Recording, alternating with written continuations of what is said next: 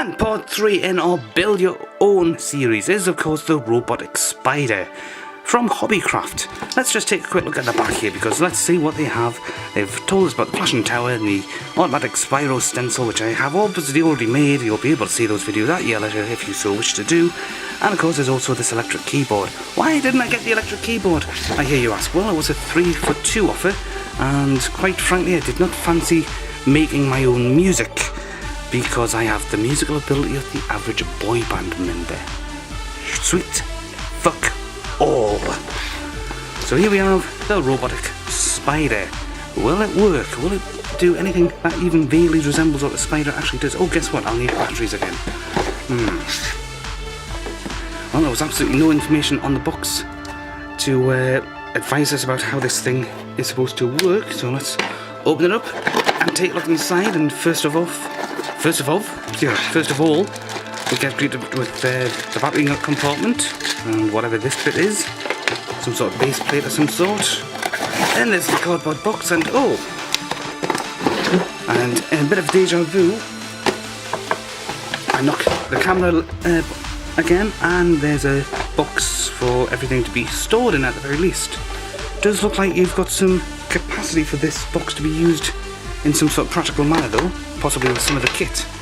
Let's just see, we've got the spider shell, we've got legs, we've got the gears that'll probably be inside, more blue plastic bits, we've got stickers. If you've seen my LEGO reviews, you know how much I hate stickers. And we've got the instructions, which look like they're fairly similar to what was on the Spyro design. Yeah, obviously going on about the robot itself and how to build it, and yeah, as a curious little glance, it does look fairly decent. Okay, so you're actually going to be using the base plate to keep the robot elevated off the floor. That does make some sense, to be honest. Although it does mean that the robot will be a bit limited in its maneuverability, I think.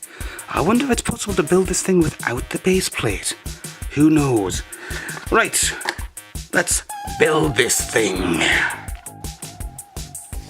So I have to ask the question, what's this coming over the hill? Is it a monster? Is it a monster? No, it's just a cheap plastic looking mechanical spider, or pseudo spider, because you've only got 3 legs on this side and 3 legs on this side, and I'm assuming these are supposed to be legs as well. So it's the same basic idea as all of the others. You've got the box kind of design that the spirograph type thing came on. You've got all of these little spring peg type things for the battery cables and whatnot to go into, and you've got less chance of being able to actually hide these as you would have been able to with the others, which basically adds a sort of Frankenstein's monster type feel to it. And the battery pack is obviously resting on the top along with the switch. Let's just jump to it. Oh wait, I've just realised what I've done here. Silly me, I've put the batteries in the wrong way.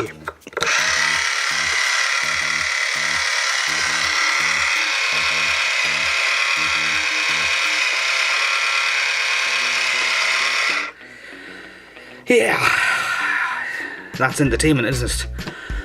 You can of course add stickers to the legs and the eyes and whatnot to sort of make it look even more not like a spider actually really is. Yeah, it's a complicated build. These sections here, which basically provide all the movement for the legs on the side here, were a bit fiddly to put together. Again, that's partly because the instructions are so hard to make out. Really, the instructions should be about at least twice the size of what they actually are, to actually make out clearly, because in some cases you're sort of wondering, is this supposed to go in this peg? Is that supposed to go in that peg? Where the hell are these supposed to be pegged together? And so on and so forth. And this is just a bit silly.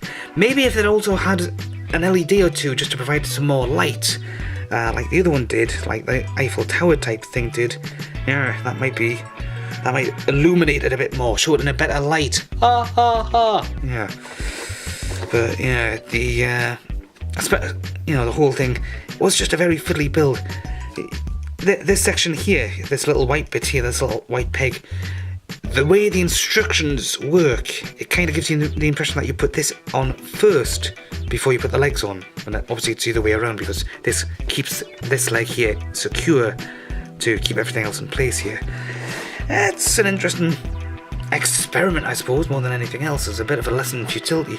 I am, however, wondering if we take it off the main support box, will it actually work at all? Let's experiment this way. 3, 2, 1.